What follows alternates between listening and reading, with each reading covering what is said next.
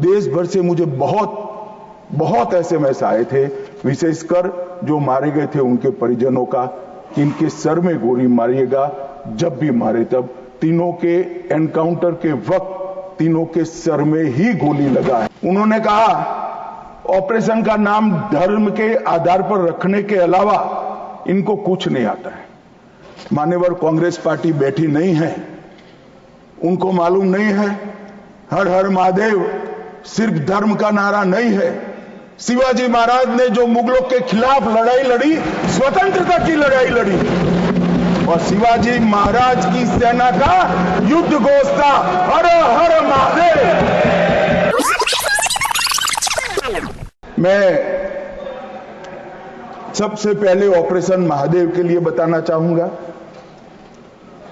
परसों ही बहुत लंबे समय से चल रहे हुए एक ऑपरेशन का अंत आया, और वो ऑपरेशन के तहत 3 आतंकवादी सुलेमान उर्फे फैजल जट, अफगान और जिब्रान, वो तीनों हमारी सुरक्षा बलों ने इनको मौत के घाट उतारा। मान्यवर, सुलेमान ए श्रेणी का लश्कर तैयबा का कमांडर था। उसने पहलगांव हमले में उसकी ही राइफल से गोलियां चली थी, गगनगिर में भी उसकी राइफल से गोलियां चली थी, और उसको हमारे सुरक्षा बलों ने कश्मीर छोड़कर पाकिस्तान भागने नहीं दिया। अफगान भी ए ग्रेड का लश्कर तैयबा का कमांडर था, और जिब्रान भी उच्च आला दर्जे का लश्कर तैयबा का आतंकवादी था। मान्यवर, इससे स्पष्ट हो गया है कि ये आतंकवादी हमले में लश्कर तैयबा का हाथ था, इसके इशारे पर ही ये घटना हुई थी। और साहब देखिए, प्रधानमंत्री जी ने सेना को जो हुक्म दिया ऑपरेशन सिंदूर में, मैं बाद में बताऊंगा, उसने लश्कर तैयबा के हेडक्वार्टर को छिन्न विछिन्न कर दिया। इनको भेजने वाले भी मारे गए, और जिन्होंने गोली चलाई थी वो भी मारे गए। एक प्रकार से ऑपरेशन महादेव और ऑपरेशन सिंदूर दो इकट्ठा होता है तो दुनिया के सभी आतंकवादी हमलों में सबसे सटीक, सख्त और त्वरित जवाब माननीय प्रधानमंत्री के नेतृत्व में भारत के सुरक्षा बलों ने दिया। लश्कर तैयबा का आप सभी जानते हैं कि एक प्रतिबंधित संगठन है। कुछ ही समय के बाद इनके एक आउटफिट टीआरएफ ने जिम्मेदारी ली कि हमने ये निर्दोष नागरिकों को मौत के घाट उतारा है। मान्यवर, उसी दिन मैं वहां पहुंच गया था। सुरक्षा रिव्यू की मीटिंग हुई थी, और सुरक्षा रिव्यू की मीटिंग में तय हुआ था कि आप जल्दी से जल्दी इनको पकड़िए, मगर उससे भी जल्दी ये लोग देश छोड़कर पाकिस्तान न भाग जाए इसकी चिंता करिए। इसलिए 100 दिन के बाद भी वो उपलब्ध मिले और मारे गए। मान्यवर, उनके पास से 3 राइफलें बरामद हुई। एक 19M4 कार्बाइन अमेरिकन राइफल है, और 2 AK-47 राइफलें मिली। जिस दिन पहलगांव में घटना हुई, हमारे निर्दोष नागरिकों को मारा गया, उस दिन वहां से एनआईए ने खाली कारतूसों को कब्जे लिया था। इनके मारे जाने के पहले ही वो खाली कारतूसों का फॉरेंसिक साइंस लेबोरेटरी में एक प्रकार से इसकी जन्म कुंडली निकाली थी कि कौन सी राइफल से चले हैं।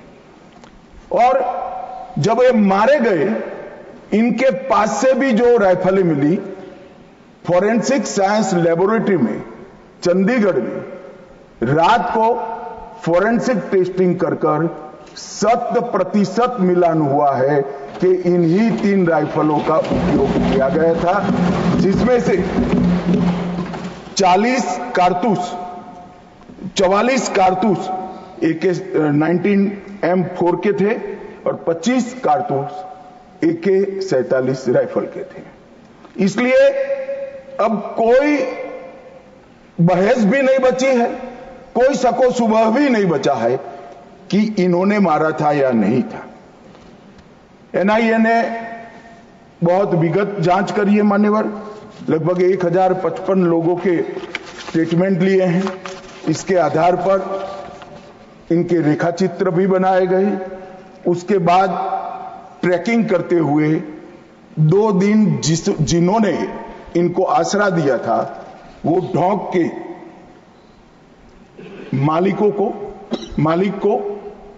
मालिकों को और उनकी वृद्ध माता को भी पूछताछ करी थी। ये जो मृतदेह मिले आतंकवादियों के, उसका परिचय, उसकी शिनाख्त ये तीनों लोगों ने कर ली है। ये तीनों लोगों ने कहा कि यही आतंकवादी है जो 21 तारीख को हमारे ढोंक में रुके थे और हमसे खाना लेकर गए थे। तो एक और सबूत हमारे पास आ चुका है। चेहरे का मिलान भी कैमरे के माध्यम से बहुत अच्छे तरीके से संतोषजनक रीत से हुआ है। और ये जो असफल ऑपरेशन हुआ मान्यवर, इसलिए मैं सेना, CRPF, Jammu Kashmir police, NIA के अधिकारी और एफएसएल के विद्वान अधिकारियों को बहुत बहुत साधुवाद देना चाहता हूं। और ये जो ऑपरेशन चला मान्यवर, आईबी द्वारा 22 मई को, मतलब लगभग 1 माह बाद हमें सूचना मिल गई थी कि ये जगह पे टेररिस्ट लोकेट है। उसके बाद आईबी और मिलिट्री इंटेलिजेंस ने और शिनाख्त करी और लगभग 22 जुलाई को इनके लोरा सेट को ट्रैक करने का काम समाप्त हुआ। एग्जैक्ट पिन पॉइंटेड लोकेशन को आइडेंटिफाई किया गया और फिर एक मीटिंग 4 पैरा, सीआरपीएफ और जम्मू कश्मीर पुलिस तीनों के अफसरों की हुई और स्ट्राइक किया गया। तीनों आतंकवादी मारे गए हैं। कोइंसिडेंट देखिए मान्यवर, देश भर से मुझे बहुत एसएमएस आए थे, विशेषकर जो मारे गए थे उनके परिजनों का, कि इनके सर में गोली मारिएगा, जब भी मारे तब। तीनों के एनकाउंटर के वक्त तीनों के सर में ही गोली लगा है मान्यवर। ये मान्यवर, आज ये मारे गए 2 दिन पहले, अब बैठे नहीं हैं, चिदंबरम साहब को बैठना चाहिए था। उन्होंने सवेरे मेरे इस्तीफे की मांग के साथ एक प्रश्न उठाया कि भारत सरकार ने ऑपरेशन सिंदूर करा। ऑपरेशन सिंदूर इसलिए कहा कि ये पाकिस्तानी आतंकवादी थे और पाकिस्तानी आतंकवादी थे, इसका आपके पास सबूत क्या है? वो पूरी दुनिया में ऑपरेशन सिंदूर के जस्टिफिकेशन को चैलेंज कर रहे थे। मैं आज इस सदन के माध्यम से श्री चिदंबरम को पूछना चाहता हूं, आप किसको बचाना चाहते थे? पाकिस्तान को, लश्कर ए तैयबा को, ये आतंकवादियों को? अरे शर्म नहीं आती मान्यवर?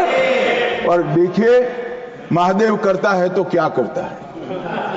जिस दिन सवाल पूछा उसी दिन ये तीनों आतंकवादी ढेर हो गए और जवाब तो घटनाक्रम ने दिया।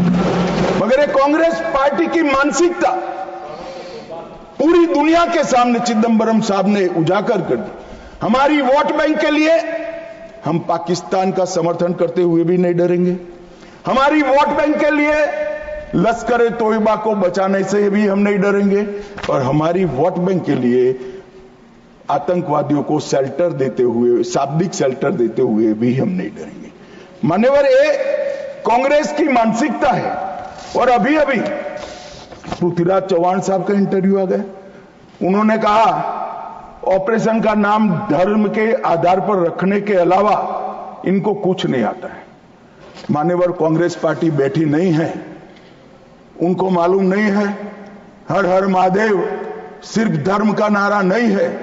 शिवाजी महाराज ने जो मुगलों के खिलाफ लड़ाई लड़ी, स्वतंत्रता की लड़ाई लड़ी, और शिवाजी महाराज की सेना का युद्ध घोष था हर हर महादेव।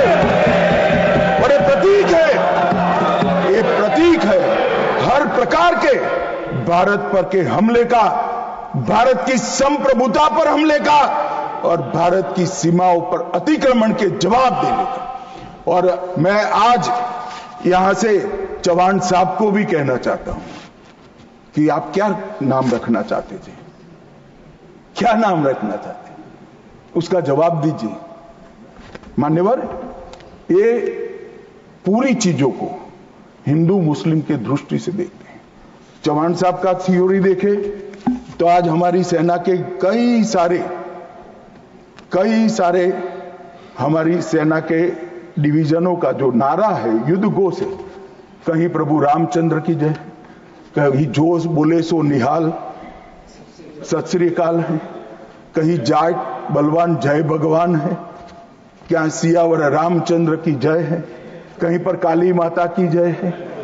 ये सारे उद्घोष आप नहीं स्वीकारते हो, ये भाजपा ने रखे हुए नहीं है मान्यवर, ये हमारी सेना के जवानों से मन से निकलने वाला ये युद्धघोष, इसको हिंदू मुस्लिम के दृष्टि से नहीं देखना चाहिए। और कोई कहता है कि आज ही क्यों मारे गए। अब देखिए साहब, भाई कितना जिंदा रखना चाहते हैं। मैं भी पूछता हूं आज क्यों मारे गए, मैं तो दूसरी सेकंड मार देना चाहता था, मगर इतना सरल नहीं है। जिन ऊंचाइयों पर ये छुपे हैं, जिस प्रकार की निर्जन जगहों पे 22 दिन तक सीआरपीएफ सेना और जम्मू कश्मीर की पुलिस ड्रोन से भेजे हुए खाना खाकर इतनी कठिन परिस्थिति में इनका पीछा कर कर मारा है, और आप मुहूर्त पूछ रहे हो क्योंकि क्यों नहीं मानना है आज? क्योंकि आज राहुल गांधी का भाषण था। इस तरह से नहीं चलता है मान्यवर। पूरे देश की जनता कांग्रेस पार्टी को देख रही है। इनकी प्रायोरिटी देश की सुरक्षा नहीं है, राजनीति है। उनकी प्रायोरिटी आतंकवाद को समाप्त करना नहीं है, अपनी वोट बैंक है। उनकी प्रायोरिटी हमारी सीमा की सुरक्षा नहीं है, उनका सेक्युलर और अपीसमेंट का पॉलिटिक्स है मान्यवर।